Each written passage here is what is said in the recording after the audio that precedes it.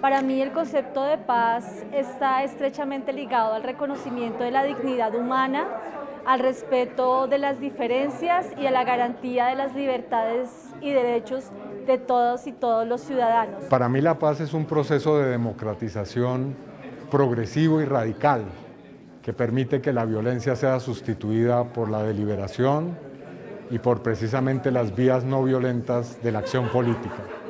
Para mí la paz significa hablar de redistribución económica de la riqueza, de justicia social. La paz no se puede pensar sin esos dos conceptos y con la garantía de los derechos humanos y de los derechos de las víctimas del conflicto armado en este país. La paz es un derecho y un deber de obligatorio cumplimiento. Es una responsabilidad de todos y todas. Es una responsabilidad del Estado. Es un deber del Estado. Y el principal deber es garantizar una vida digna, una vida equitativa, que haya desarrollo rural integral y real, que haya educación, que nosotros logremos transformar nuestros conflictos de manera no violenta. Es poner a girar esta democracia no alrededor de la guerra, de tramitar nuestras diferencias vía balas, sino alrededor de la paz, de la confianza y de la no violencia. Yo creo que la paz es un concepto muy personal, pero que debería construirse en colectivo y que se resume en la tranquilidad de que cada ser humano pueda ser quien es sin temor a ser atacado, agredido o incluso eliminado. Y para mí la paz es, digamos, como ese momento o ese punto en el que se llega al goce pleno de los derechos en todos los territorios a nivel nacional. Hablar de paz es llegar a un punto en el que la ciudadanía se pueda sentir reconfortada y en el que el Estado pueda garantizar estos derechos. Queríamos hacer algo para vernos, para ver un poquito este trabajo que junto con la profesora Sabine Kurtenbach hemos iniciado en el 2019, que es realmente no el libro de Sabine y yo, pero es un trabajo colaborativo de muchos contrapartes muy queridos de FESCOL que han estado trabajando junto con nosotros en terreno en muchas regiones de Colombia para cumplir este trabajo. Los pueden ver todos adentro, no los voy a mencionar ahora. Realmente yo quería hacer este libro también como un empuje político hacia este proceso, que es un proceso largo, que es un proceso que tiene avances y retrocesos siempre. Pero FESCOL ha estado ahí desde siempre empujando este proceso y intentando de desenredar lo que se puede. Entonces, ojalá vamos a hablar un poquito más hoy por la noche sobre cómo se puede hacer eso.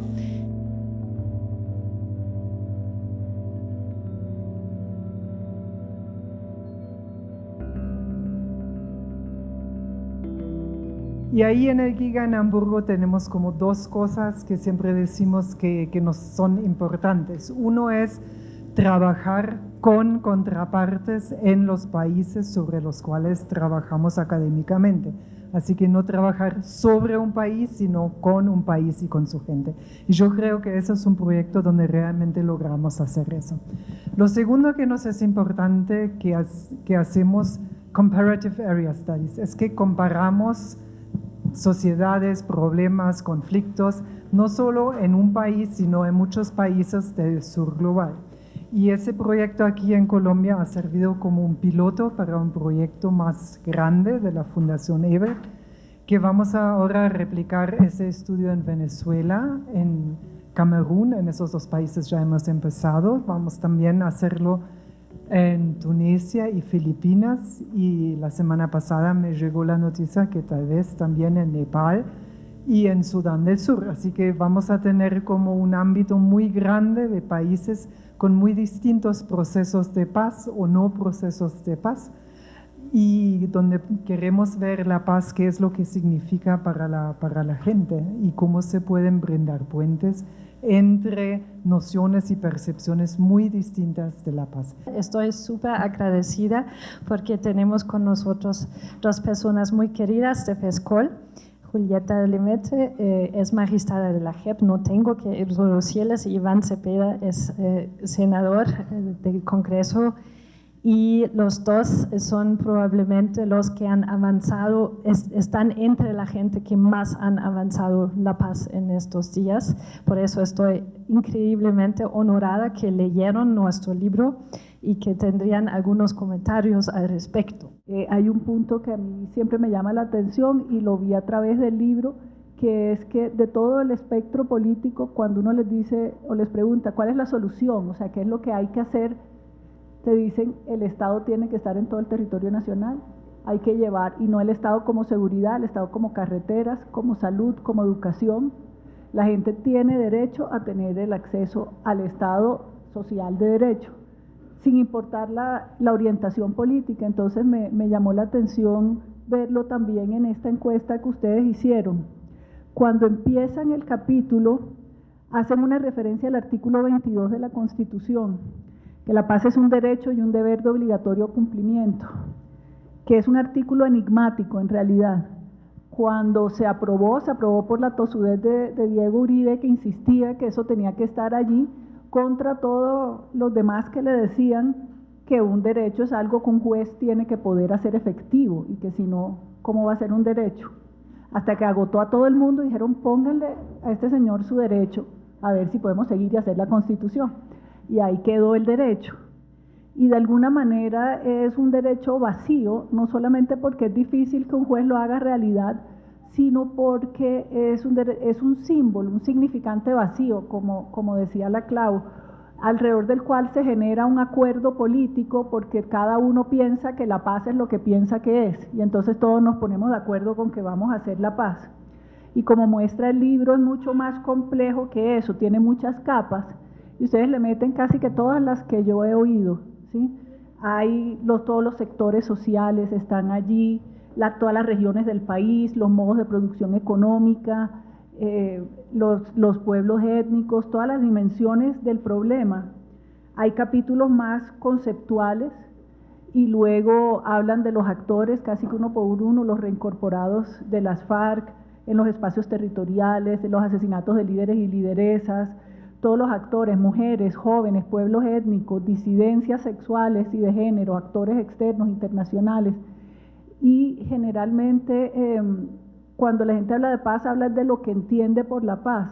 Muchos informes sobre qué se ha implementado y qué no se ha implementado, cuánto va de implementación el punto primero, el segundo, pero poca atención sobre el impacto cultural, político que ha tenido el proceso de paz en Colombia. Que si se quiere sintetizar, y en este libro hay un buen material para captar ese proceso, ha sido una democratización, sin lugar a dudas, de la sociedad colombiana. Yo creo que el proceso de paz se le ha criticado de todo, pero lo que no se puede decir del proceso de paz es que no haya sido un proceso deliberativo. Es decir, en estos 5 años y un poquito antes, hemos discutido, debatido, nos hemos confrontado y también hemos llegado a acuerdos, hay que decirlo, sobre la paz más que en ningún otro periodo político de la historia colombiana, creo yo. Bueno, en la época de Belisario algo similar ocurrió, pero no como esto. Es decir, un giro cultural importante que ha representado el acuerdo de paz es que ha vuelto, o por lo menos, tal vez no vuelto, sino por primera vez puesto en la escena política y pública la discusión sobre la paz y la guerra, sobre la violencia y las formas de violencia, sobre cuántas formas de violencia hay, cómo interactúan ellas, es parte de uno de los capítulos que están en el libro.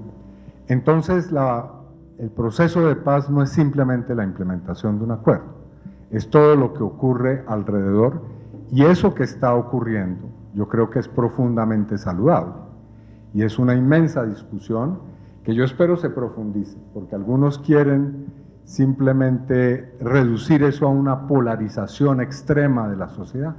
No hay tal.